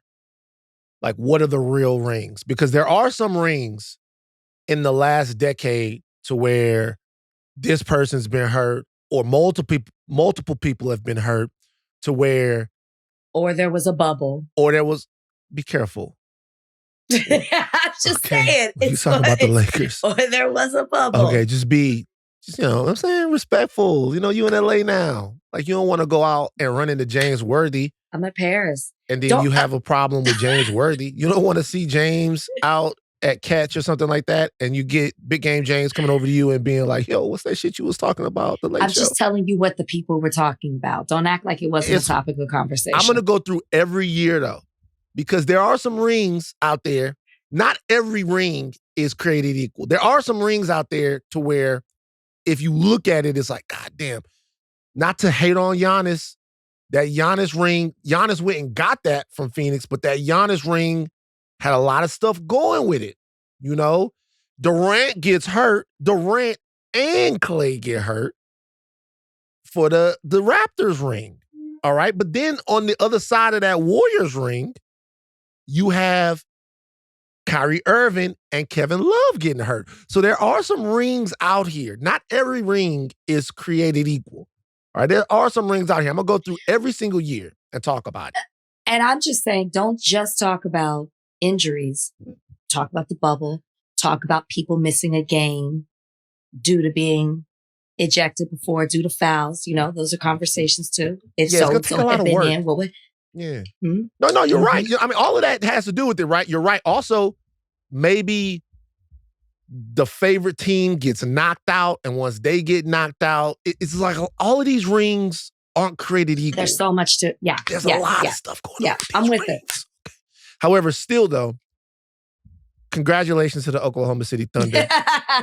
They won the championship. At the same, for sure. We can do that now, but in 30 years, ain't nobody gonna remember nothing except for the fact that they won the championship. And honestly, for what I saw, a fun series to watch. Because I get to watch the best final series ever. Yeah. So many ebbs and flows. I do want to say something about Tyrese Halliburton right now. I have not spoken to Tyrese Halliburton, but I just want to let people know something. Years ago, I was doing a talk at the Nike. You told us. Did I tell you guys about this, about Tyrese Halliburton? I am a Tyrese Halliburton fan.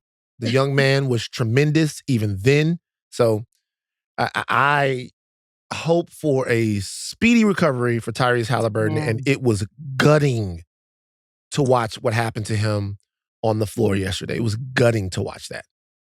And I obviously didn't see it. I read about it the next day, but as I was reading about it, I saw the dialogue. Jay Will, maybe we should have Jay Will on the show, really had a whole thing. I don't know if you saw it, about why we are getting so many Achilles injuries as of late. Yeah. We're breaking records when it comes to it. And there's a number of different reasons as to why people think this is happening. And I just think when I saw that, I thought again, and then I saw the dialogue happening again. It's just something to talk about. Something to think about. Pace is up. They're running a lot more miles. I mean that. They're running a lot more miles than they used to. The pace is up. The nature of the game has changed. If we look at just this season, 3 different Achilles injuries: Dame, Reese, Jason Tatum. It's insane. But I heard that Halliburton knew he was playing with the risk of that happening because of that calf strain. Right. The calf strain. I mean, remember that was the same thing with Kevin Durant. Kevin Durant had the calf strain, and then he was out for a couple of weeks, maybe a month. He comes back and he tears his Achilles very early on into his comeback. So, you know, it's not an easy fix, because the only way to fix it is to play less games. So if you're going to, like Jay Will was talking about, making the first round 5 games again, which I wouldn't be against, right? Or shortening the NBA season, and that means less money. And they're not going to want to do that. So if a couple of guys' Achilles have to fucking pop, then they'll probably be okay with that. Something else that happened. Kevin Durant was traded to the Rockets, so Kevin Durant's going back to Texas.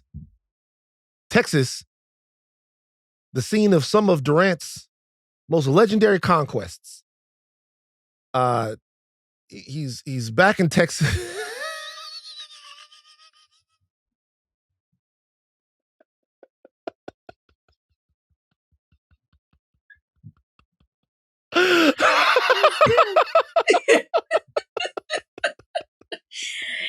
That was good. You like that, huh? Okay. Phoenix Suns. Such an idiot.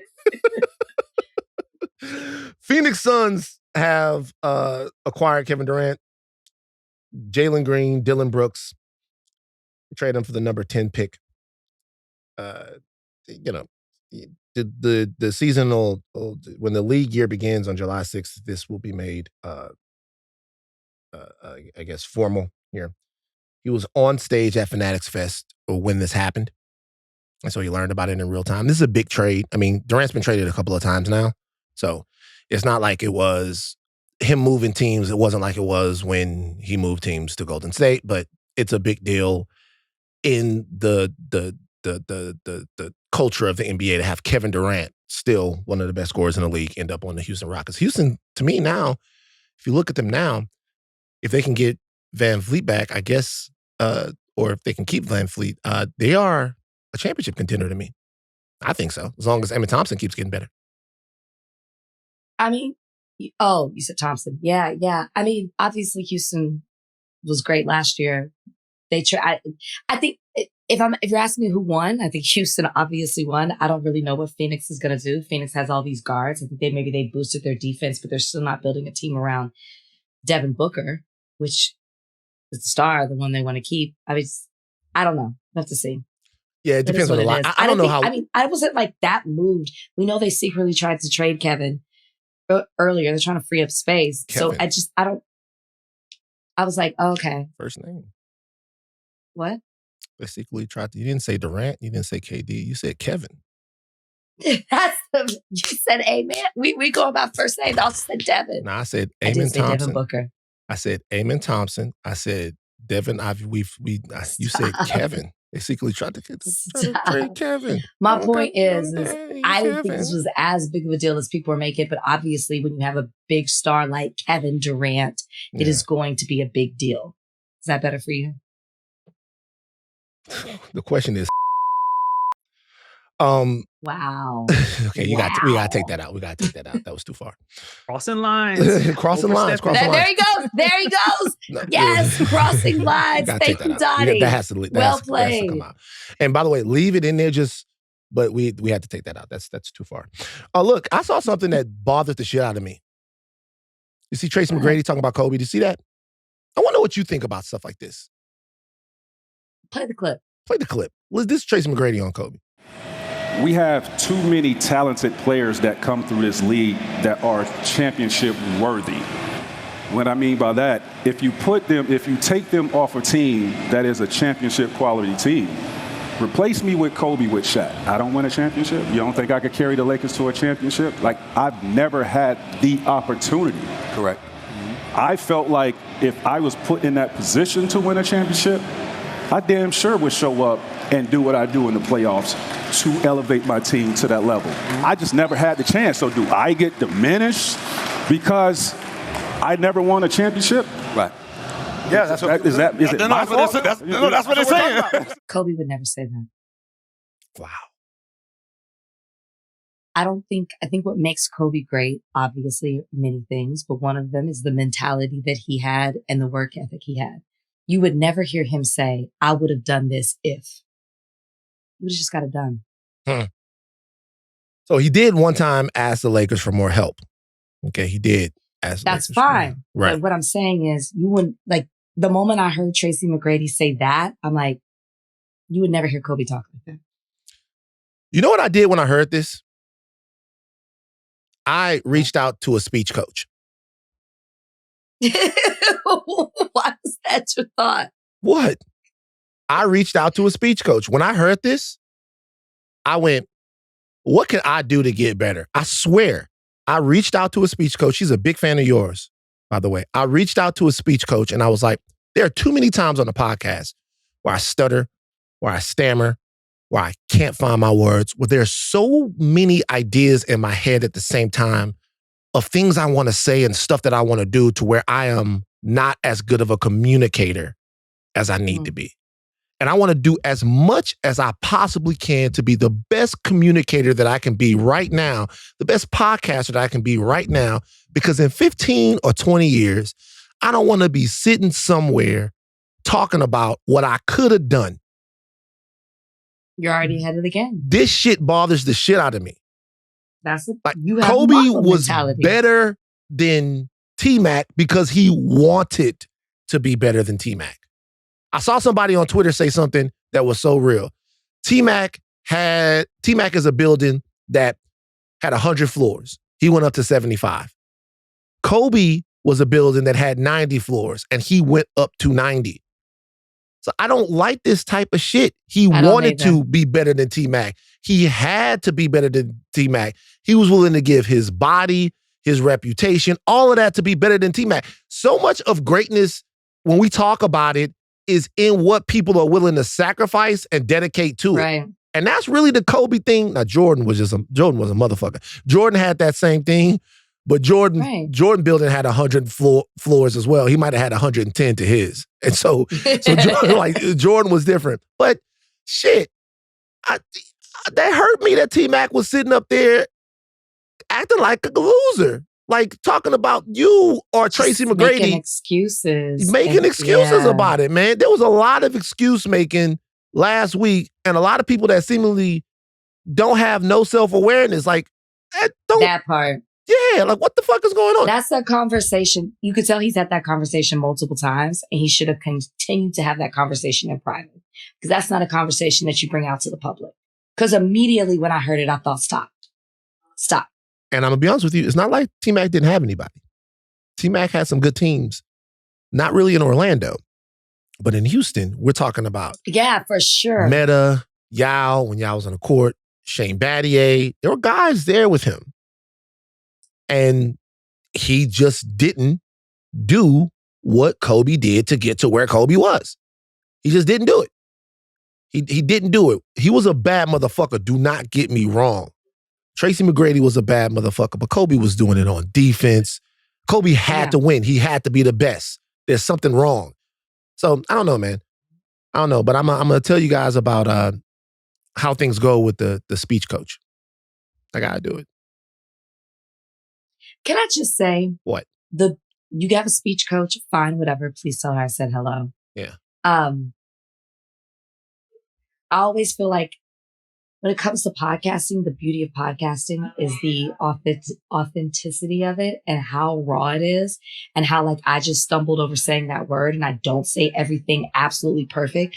We're not here on this podcast to give speeches. We're here to have conversations. We're here to process things in real time where we come prepared and you do your research, but things are unpredictable. We started off this show not knowing we were going to talk about the things that we talked about. I mean, I think if you want to articulate things better, sure. I mean. But when it comes to the beauty of podcasting, and what makes it so great, you don't need a coach for that. Well, the lady's name is Susan Murphy. I want to big her up. We're meeting tomorrow. Hi, Susan. Susan Murphy. Sue Murph is what I call her. I've never called her that before. But yeah, I'm not to make speeches, but for me to be articulate and sometimes more concise. Concise? Yeah. Oh, everybody's going to be so excited. Yeah, telling you. Concise. Concise. Get in, get out. Get in, get out. Just get in, get out. I was about to hit you again. Just. What else do we have to talk about? Oh, we got to do. Hold on for a second. I want to do this in real time because you have a very important thing to do right now. You have a very important responsibility. I don't want to do it. You have to do it. We waited for you to do it. I changed my mind. No, we waited for you to do it. You have to do it. Hold on. I don't want to. Today is the day that we're going to crown the face of the ringer. Okay. I don't want to do it. I was listening. I love the conversation. You have to do it. CT, could I have the... And Rachel, you have to do it. You have to do it. These are the face of the ringer finalists. Okay. These are the finalists, Rachel. Okay. This is Sean Fennessy, Mallory Rubin, Chris Ryan, and of course, Bill Simmons. Okay. So, Rachel, I was able to pick the finalists. You have to pick the winner about who you think the face of the ringer is. Okay, I'm trying to read some of the things that you have. Okay. For Bill, you have founder. Why does it say lightning rod? Because Bill is a lightning rod for conversation on the nets. Like, Bill is by far the ringer employee or person that gets aggregated the most. Like, I could come out right now and say, yeah, T-Mac's a fucking bum. Hey, fuck him. You know what I mean? Nobody's going to care. But when Bill says it, that's true. He gets aggregated. I was on 2 different podcasts with Bill, and he said 2 different things, about people who don't work here. It's just saying, we just joking around doing the rewatchables. Both of them make big news, right? Oh, the Pablo? Yeah. One of them led to, Pablo having to go on the podcast and him and Bill having to talk and then, talk about tried to save them. Okay. Who tried to save nobody? Ain't no saving now. Let's not, don't make me, hold on for a second. No need to save nobody. Don't make me get into the whole Meadowlark thing. Don't make me get into it. Okay? Move to Sean. Because I'm ready to pop shit. Talking about your goddamn Peabody Award. Shout out to Pablo. Okay, Sean. Sean is the intellectual center. Okay. He's the head of culture here, and he does the big pick. Okay. Okay. Then you have Mallory Rubin, my sister Mal, head of the Ringerverse, obviously very close to my heart.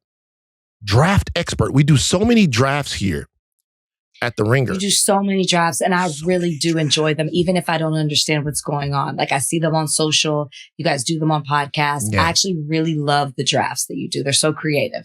She is the draft expert to me and the resident deep diver. If you need someone to deep dive into something, give you like a syllabus on something, it's Mallory Rubin. We come back to CR. He is a 5-tool player. He's the most versatile player at the Ringer. Any podcast, anywhere, anytime, CR got you. Impressions master. You ever see him on the rewatchables? Really? Yeah, he's like, hey, I'm Wayne Jenkins, or hey, I'm fucking Doris Burke, or whoever. He's the impressions master. He does. He's great at. Has he done me? No, he hasn't done you. I could have got you again. Has he done an impression of me? I could have got you again. Has he done an impression of me? You big kid. He hasn't done an impression of you. All right. And honestly, when we had CR here, it was obvious to me that CR was a little bit more affected than I thought that he was about you not knowing who he was. Whatever. I listened to it.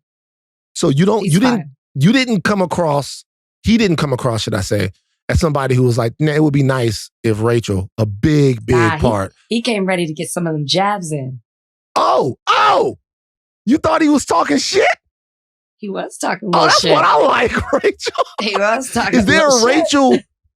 Is there a Rachel? Forget about the Van Meadowlark beef. Is there a Rachel Chris Ryan beef? There might be. We might be frenemies. What? There might be. Let's start a Ringer beef. That's good. A Ringer beef, intra Ringer beef. Let's start a podcast to beef with. Who should we beef with as a podcast? So it's us versus the watch. Do you want to do podcast, or do you want to do like people versus people? Either way, it's up to you. It's up to you. All right. Well, I'm starting with Chris. There you go. Rachel versus Chris Ryan. And then his podcast is The Watch. I do like the beefs. The beefs are great. It's good. It's good. I think sometimes, some of these beefs, are calculated and choreographed. Not here at the Ringer, but there's all of these media beefs. I think these people be on text together. I'm going to be real with you. Okay, so you have Ringer visibility, cultural visibility, entertainment visibility, and then influence. Okay, and this is on a scale. We're doing a scale. 1 to 5. Percentage. 1 to 5. 5 being the most. Donnie, keep the scores. Keep Rachel's scores. Okay. Yep. Well, I don't fucking feel like going through all of this with everybody. Okay. I don't feel like full explanations. I'll just give numbers. Okay. For Bill. 5. All the way down? Oh, no. I say so. RVCV. He gets a 5 for Ringerverse. Okay. For Ringer visibility. What does that say? ENT what? Entertainment value, like how entertaining they entertaining are. they? Yeah. And then okay, I'm going to go with a 5. 3. Okay. 5. Okay. 5. Wow. Okay. The fact that he's a lightning rod shows the influence that he has. I mean, okay, cool. It's Bill Simmons. He created The Ringer. There's a lot of influence. You said it. Okay, cool. What he says makes news. It gets people's attention. It creates, like, people post tweets go viral, videos go viral. Yeah, he's got the influence. Okay, so Sean. But he's a certain part of The Ringer, which is why the culture was lower. Yeah. Okay, so Sean. 5. Okay. Well, 4. 4. 4. 3. Okay. 4. Okay. Influence. 5. What the fuck? Sean Fantasy. Sonny F. He's behind. He makes a lot of decisions. It's a lot of influence. His is more of a behind the scenes influence, I feel like. Hates Atlanta. Yikes. Well, he got a 3 on culture. So he had a tweet where it was a very funny tweet. I still haven't gotten the full story from him. But he had a tweet where he was like, the people were very kind, but I will not be returning to Atlanta. And I was wondering what the fuck Sean happened. said that? I thought somebody else said that. No, it was Sean Fantasy. Sean Fantasy. I think it had to do with the Braves. Oh, did it have to do with the Braves and the Mets? Was that why? Yeah. I thought you said the braids. Oh my God. Imagine if Sean Fantasy didn't like it because if he just looked around like, man, got too many braids in this motherfucker. Horsehair. All this goddamn horsehair. I thought that's what he said. Like, what did Pastor Manning say? Niggerism? Can you imagine? That would be so funny if Sean just looked around and he was like, I thought that's what he said. What if it was the braids? Why all the braids in this motherfucker? What is it? The braids? Yeah, what is it? The braids? I'll tell you something. That would never happen. Sean used to work for Vibe. Did you know that? He was a writer for Vibe. No, I did. He was a writer for Vibe magazine. He was cool with Damn, Quincy. we got to up his culture. Okay. Oh, you want to up his culture because of the Vibe thing? No. It is what it is. Okay. So I got Mal. my numbers. RV? 5. Okay. 5, 5, 4. 5, 5, 5, 4 for Mal. Yeah. Oh my God. Do you want to quantify these in any way or? I mean, yes, I did confuse Mal with Amanda, but some people have written me and said that was a logical mistake. What the fuck? That should have been another beef. I'm out here to start beefs. No, but like everybody knows who Mal is. Yeah. Everybody knows. Even if I didn't recognize her by face, I know what her influence is. I know what she does. I didn't know the draft part, but she's so a part of the Ringer. She's like infiltrated in it. So I give her 5 for Ringerverse. Same with culture because she's spread out. She does so many different podcasts, different types of podcasts. I think that's important. She and Chris are right up there with that. Okay. Entertainment value. She's super very smart. Entertaining. Obviously entertaining. Like she can talk. She's like, y'all can talk about anything. Okay. Influence. I don't listen. The only reason I said a 4 is because I don't listen to as much of her. I don't listen to her podcast like that. So I don't know what kind of influence she has outside of this, but gotcha. I know there are a lot of Mal fans. All right. Now this one is the controversial one. Let me tell you why. To me, CR is the face of the Ringer. Okay. That's what I think. I'll tell you right now, he's not for me.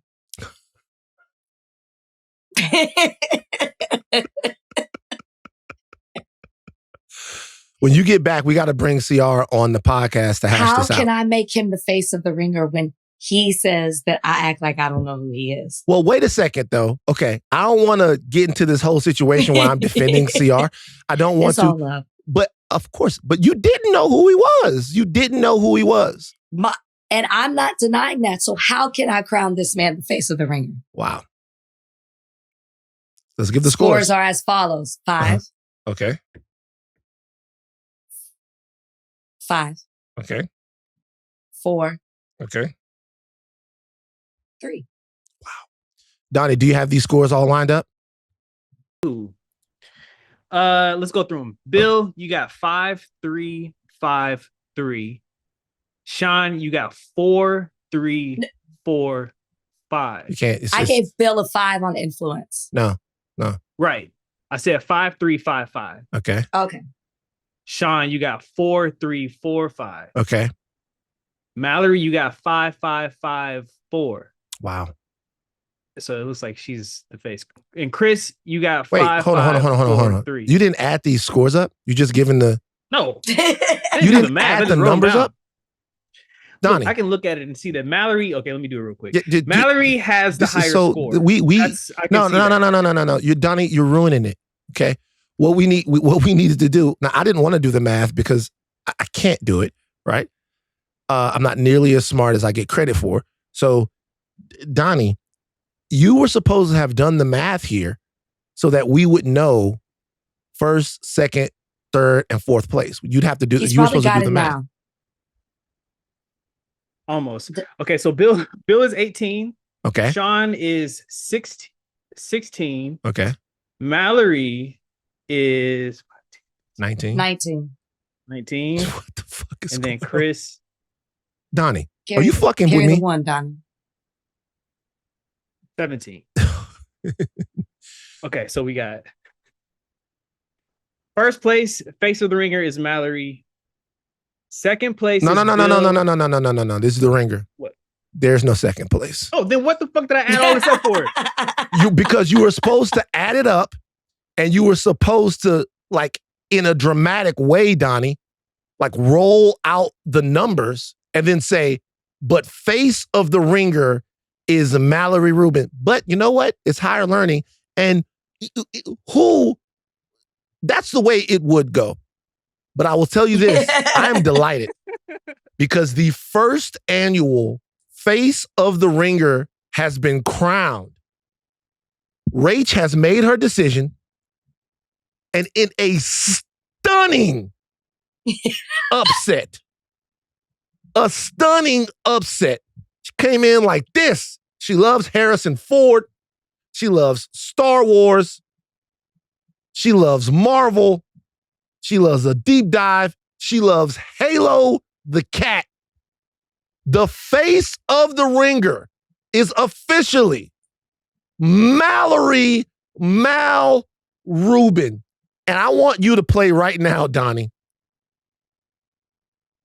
the best moment of any podcast I've ever been on, which is Mallory's anecdote about the movie Snatch from the Big Pick podcast, the draft that we just did.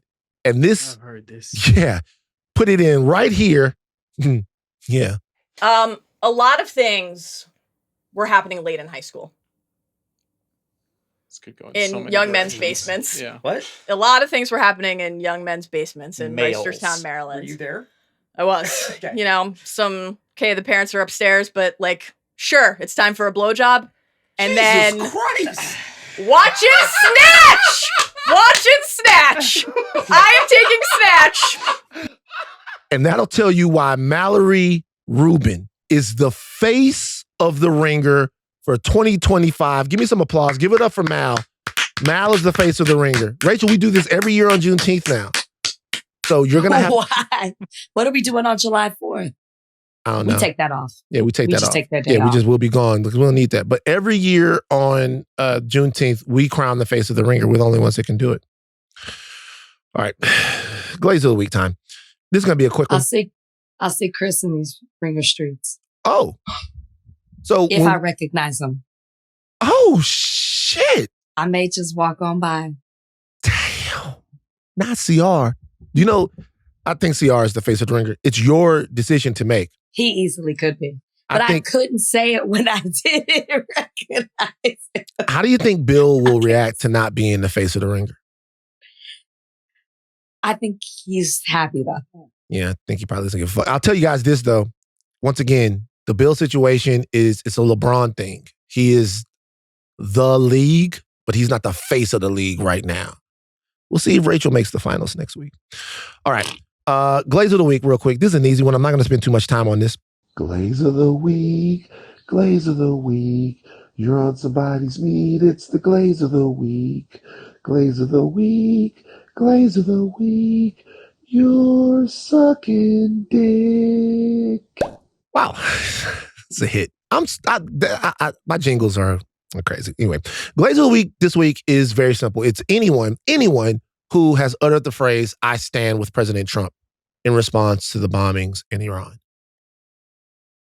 That's glazing. That's a glaze. That's a fucking glaze. I don't care what you say. Now, if you were to say, I stand with America, I can actually get that, right? That's a broad term. But if you say, I stand with America, let me tell you what that means. That means that you have to take into account what's good for America. So if you say, I stand with America, that means whatever's in America's best interest, I stand with that. So that opens up a conversation. That means, does this work for the American troops? Does this work for the American economy? Does this work for the American people? Is this good for America? When you say, I stand with America. You can stand with America, and that means you might stand against certain people because maybe what they want is good for them, but not good for America. Now, if you say you stand with President Trump, that's different. That's not standing for America's security. That's not standing for America's reputation. That's not standing for America's place in the world. That's standing for Donald Trump, and that's glazing, man. That's a glaze. So that means anything that Donald Trump do, anything that he does, you stand with him. That's a glaze. Yeah. I'm sorry, that's religious. That's a glaze. You're down for whatever he does. If Trump fucks your mom, I stand with President Trump. If Trump pisses off an overpass onto a Juneteenth parade, I stand with President Trump. If Trump makes you a sandwich with the booty of the bread, you know what I'm talking about? You know, the booty part of the bread? You ever seen that? Yes, the end, yes. The end, the booty of the bread. Me and Ian made up a song back in the day called The Booty of the Bread, we never eat it. We don't eat the booty of the bread, but you would eat the booty of the bread. Part. What?